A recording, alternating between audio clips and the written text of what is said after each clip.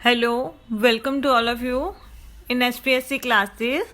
आज का जो हमारा टॉपिक है क्लास 11 बिजनेस स्टडी का, वो है फॉर्मेशन और रजिस्ट्रेशन ऑफ पार्टनरशिप, यानी साझेदारी की स्थापना या पंजीयन। हमने अपनी पिछली वीडियोस में कर लिया था कि पार्टनरशिप क्या होती है, इसकी क्या फीचर्स हैं, ये कितने टाइप्स की होती है, पार्टनर्स क्या होते हैं और वो कितने टाइप्स के होते हैं। तो आज हम शुरू करते हैं फॉर्मेशन और रजिस्ट्रेशन ऑफ पार्टनरशिप। मैंने आपको पिछली वीडियोस में भी बताया था कि जो पार्टनरशिप होती है वो रजिस्टर्ड करवाना उसको ज़रूरी नहीं होता। मींस हम उसको करवा भी सकते हैं और नहीं भी, वो हमारे ऊपर डिपेंड होता है। लेकिन रजिस्टर अगर हम नहीं करवाते उसे तो हमें कुछ जो फैसिलिटीज़ हैं वो नहीं मिलती, और जो रजिस्टर करवाने वाली फर्म को मिलती हैं, तो उन फैसिलिटीज़ को लेने के लिए हमें इसको रजिस्टर्ड करवाना चाहिए। अब हमें इसे रजिस्टर्ड करवाना है, ठीक है बच्चों, तो उसके लिए हमें क्या करना पड़ेगा, यानी क्या प्रोसीजर फॉलो करना पड़ेगा, यानी प्रोसीजर फॉर रजिस्ट्रेशन करवाने की विधि। जो भी फर्म अपना रजिस्ट्रेशन करवाना चाहती है तो उसके लिए जो अलग अलग स्टेट गवर्नमेंट्स हैं हमारी, उन्होंने अपनी अलग अलग स्टेट्स में रजिस्ट्रार्स ऑफ फर्म्स अपॉइंट किए हुए हैं। आपको वहाँ जाना पड़ेगा, वहाँ जाकर आप क्या करेंगे, एक फॉर्म लेंगे, रजिस्टर्ड करवाने के लिए फॉर्म मिलेगा आपको, वो फॉर्म भरना पड़ता है और उस फॉर्म के साथ हमें कुछ जो फीस होती है उन्होंने रखी होती है, फिक्स की होती है फीस, वो हमें डिपॉजिट करवानी पड़ती है। उसके बाद जो फॉर्म है वो हमें रजिस्ट्रार ऑफ फॉर्म्स के पास क्या करना पड़ेगा, सबमिट करवाना पड़ेगा। अब उस जो फॉर्म में क्या क्या इन्फॉर्मेशन हमें भरनी पड़ेंगी अपनी फॉर्म के बारे में, वो देखते हैं। फर्स्ट है फॉर्म का नेम। जो आप फॉर्म चला रहे हैं, आपकी फॉर्म का क्या नेम है, वो आपको उस फॉर्म में भरना पड़ेगा। सेकंड, फर्म जो आपकी बिजनेस करती है वो किस टाइप का बिजनेस कर रही है, और जो मेन उसका बिजनेस चल रहा है वो कहाँ पर चल रहा है, मीन्स उस जगह का नाम आपने बताना है।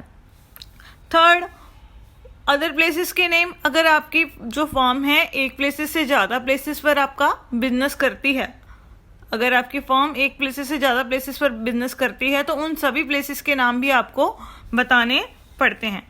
फोर्थ, आपको भरना पड़ता है जो आपकी फर्म के जो पार्टनर्स हैं उनके क्या क्या नाम हैं, कितने पार्टनर्स हैं और उनके परमानेंट एड्रेस क्या क्या हैं। उसके बाद है फिफ्थ, अगर कोई पार्टनर बाद में फर्म में आता है तो उसने किस तारीख को फर्म में एडमिशन लिया है, यानी साझेदारों के फर्म में प्रवेश करने की तिथि, यानी वो डेट हमें मेंशन करनी पड़ती है। उसके बाद 6 पॉइंट है ड्यूरेशन ऑफ फर्म, यानी पार्टनरशिप फर्म है हमारी, उसका टाइम पीरियड हमें मतलब बताना पड़ता है कि कितने टाइम पीरियड के लिए ये पार्टनरशिप की गई है, अगर फिक्स किया गया है। अगर फिक्स नहीं है तो ये नहीं भरना पड़ता। उसके बाद लास्ट है हमारे पास जो हमारे पार्टनर्स हैं वो और उनके जो रिप्रेजेंटेटिव्स हैं, वो उन सभी के जो सिग्नेचर्स हैं उन फॉर्म के ऊपर होते हैं। उसके बाद अब हमने फॉर्म भर दिया, उसके बाद जो रजिस्ट्रार ऑफ फॉर्म्स होगा, रजिस्ट्रार होगा, वो क्या करेगा, चेक करेगा कि जो हमने फॉर्म भरा है, जो इन्फॉर्मेशन इसमें भरी है वो सही है या नहीं है, और जो सारी इन्फॉर्मेशन चाहिए वो भर दी गई है, मीन्स फॉर्म कंप्लीट है, अधूरा तो नहीं है। जब कंप्लीट हो जाता है फॉर्म तो वो जो फॉर्म है उसकी जो डिटेल्स हैं वो सारी डिटेल्स रजिस्ट्रार द्वारा अपने एक रजिस्टर में एंटर कर दी जाती हैं। उस रजिस्टर को क्या कहा जाता है, फर्मों का रजिस्टर। उसमें एंट्री कर दी जाती है कि ये नई पार्टनरशिप फर्म एंटर हो रही है, रजिस्ट्रेशन करवा रही है। उसके बाद सारा कुछ सबमिट हो गया तो जो हमारा रजिस्ट्रार होगा तो वो हमें क्या दे देगा, एक सर्टिफिकेट दे देगा, सर्टिफिकेट ऑफ रजिस्ट्रेशन जिसे हम कहते हैं। और ये एक तरह का सबूत होता है कि हमारी जो फर्म है वो रजिस्टर्ड है। तो उसके बाद हमारी जो फर्म क्या कहलाएगी, रजिस्टर्ड फर्म, यानी जिसका रजिस्ट्रेशन हुआ है उसको क्या कहते हैं, रजिस्टर्ड फर्म। अब देखो बच्चों, हमने अपनी फर्म को रजिस्टर करवा लिया। अब उसके बाद क्या हम कोई चेंज नहीं कर सकते अपनी इन्फॉर्मेशन में, या अगर हम कुछ चेंज करना चाहते हैं तो उस चेंज का क्या करना पड़ेगा, क्या हमें रजिस्ट्रार को इन्फॉर्मेशन देनी पड़ेगी उसके बारे में। आइए तो अब हम करते हैं, रजिस्टर होने के बाद जो भी चेंजेस होते हैं उसकी सूचना या उसकी इन्फॉर्मेशन रजिस्ट्रार को हमें कितने टाइम पीरियड के अंदर देनी पड़ती है? विद इन 14 डेज, 14 दिनों के अंदर अंदर हमें जो इन्फॉर्मेशन है वो भेजनी पड़ती है रजिस्ट्रार के पास। अब वो चेंजेस क्या क्या हो सकते हैं जो हम अपनी फॉर्म में करते हैं। फर्स्ट, जब फॉर्म ने अपना क्या किया हो, नेम चेंज किया हो या जो उसका मेन बिजनेस है उसमें चेंज किया हो। मीन्स अगर फर्म ने अपना नाम में कोई चेंज किया है या अपने बिजनेस में कोई चेंज किया है तो इसकी इन्फॉर्मेशन उसे 14 दिनों के अंदर अंदर रजिस्ट्रार को देनी पड़ेगी। सेकेंड, जब फर्म के जो पार्टनर्स हैं उनके नाम में कोई चेंज हो जाता है या उनके जो परमानेंट एड्रेस हैं, यानी उन्होंने अपना रेजिडेंशियल हाउस कहीं पहले और था अब कहीं और शिफ्ट कर लिया तो वो चेंज हो गया उनका एड्रेस, तो इस वजह से जो भी चेंज आया तो इसकी इन्फॉर्मेशन हमें रजिस्ट्रार को देनी पड़ेगी। कितने दिनों के अंदर अंदर? 14 दिनों के अंदर अंदर। थर्ड, अगर आपकी जो फर्म है एक से ज़्यादा प्लेसेस पर बिजनेस कर रही है तो आपने किसी जगह पर अपना जो बिजनेस है वो बंद कर दिया है या आप किसी और नई जगह पर बिजनेस शुरू कर रहे हैं तो इसकी इन्फॉर्मेशन भी हमें रजिस्ट्रार को भेजनी पड़ती है। फोर्थ पॉइंट है, जब हमारे पास कोई नया पार्टनर फर्म में एडमिट हो जाता है या किसी पार्टनर की डेथ हो जाती है या कोई पार्टनर अपनी मर्जी से फर्म छोड़ देता है तो इसकी इन्फॉर्मेशन भी हमें भेजनी पड़ती है।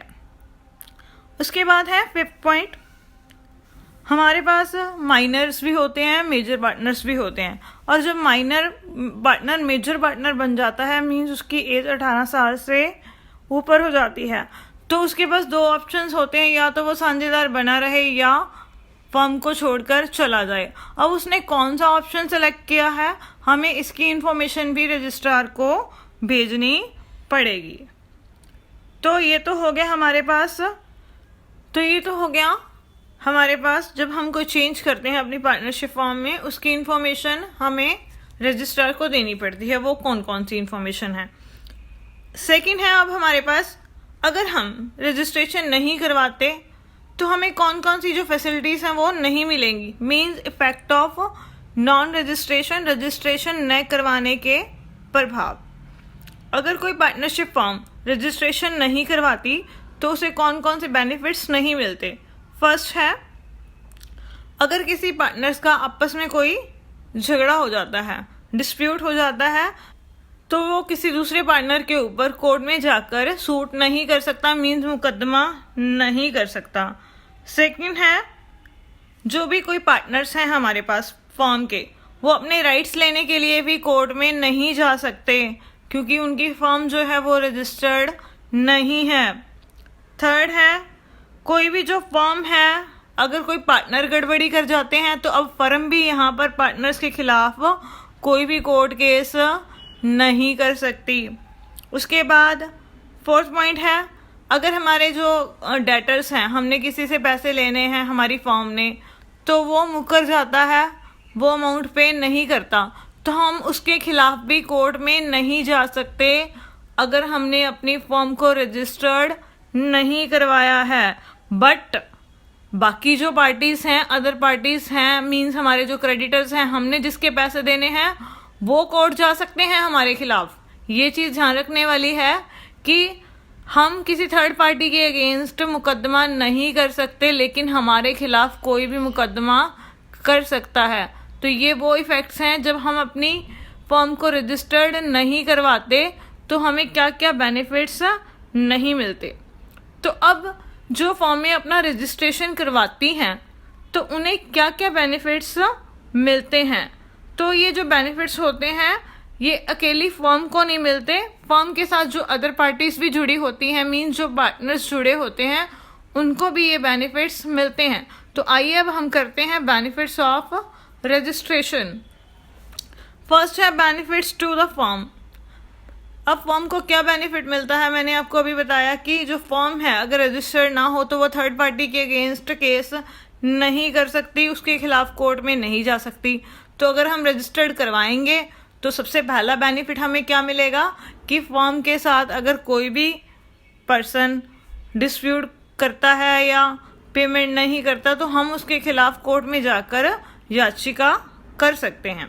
सेकंड है बेनिफिट्स टू द पार्टनर्स। अगर हमारे जो पार्टनर्स हैं एक दूसरे के खिलाफ झगड़ा करते हैं तो उनके बीच में आपस में कोई डिस्प्यूट है तो वो उसके खिलाफ क्या कर सकते हैं, कोर्ट में जा सकते हैं।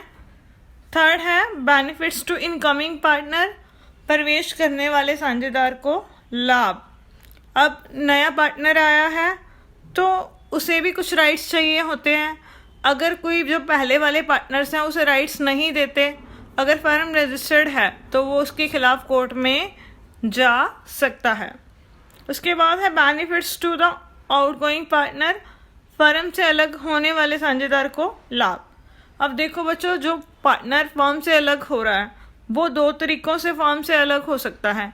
या तो हो सकता है उसकी डेथ हो गई हो, इस वजह से वो फर्म से अलग हो गया हो। सेकंड है वो अपनी मर्जी से फर्म छोड़कर जा सकता है। तो उसे क्या बेनिफिट मिलते हैं? First, on the death of A partner, साझेदार की मृत्यु पर। अगर कोई पार्टनर उसकी डेथ हो जाती है तो उसकी डेथ के बाद जो फर्म जो भी काम करती है उन सभी कामों के लिए उसके जो सक्सेसर्स होते हैं, मीन्स उसके फैमिली मेम्बर्स लगा लो, तो वो उसके लिए रिस्पॉन्सिबल नहीं होते। पार्टनर्स की डेथ होने के बाद जो भी फर्म काम करती है उसके लिए उसके जो फैमिली मेम्बर्स हैं या उसके सक्सेसर्स हैं वो रिस्पॉन्सिबल नहीं होते और ना ही उन्हें कोई भी इस तरह का कोई पब्लिक नोटिस देने की ज़रूरत पड़ती है।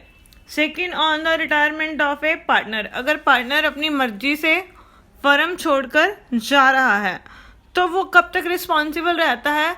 जिस डेट को उसने रिटायरमेंट ली है उस डेट तक फर्म ने जो भी काम किए हैं सिर्फ वो उस तक के लिए ही रिस्पॉन्सिबल है। उसके बाद अगर फर्म कोई भी जो काम करती है उसके लिए वो रिस्पॉन्सिबल नहीं है।